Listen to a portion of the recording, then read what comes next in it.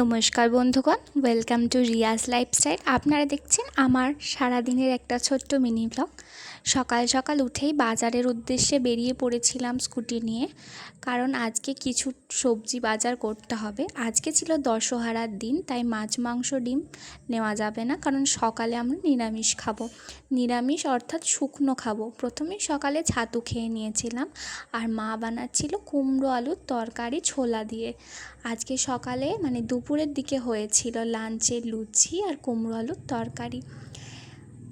কুমড়ো আলুর তরকারিটা খুব সুন্দর বানিয়েছিল মা, আর তার সাথে নরম নরম লুচি।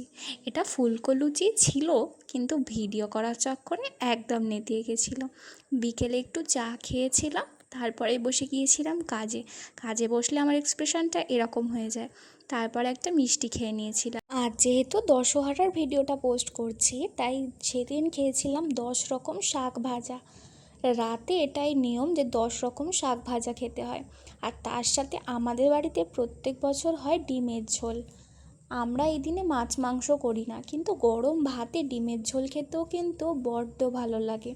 প্রত্যেক বছর আমার ছোটোবেলার স্মৃতিগুলোই যেন ফিরে আসে। কাজের পরে এতটাই ঘুম পেয়ে গিয়েছিল যে ভালো করে প্লেটিং করবার কথাও আমার মাথায় আসেনি, তাই বাইরে বসেই অন্ধকারের মধ্যেই খেয়ে নিয়েছিলাম। কিন্তু আপনাদের সাথে তো শেয়ার করতেই হবে, তাই ছোটোখাটো কয়েকটা ক্লিপ নিয়ে রেখেছিলাম।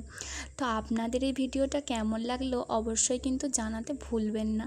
ভিডিওটা ভালো লাগলে করে দিতে হবে লাইক, শেয়ার অ্যান্ড সাবস্ক্রাইব করতে ভুলবেন না।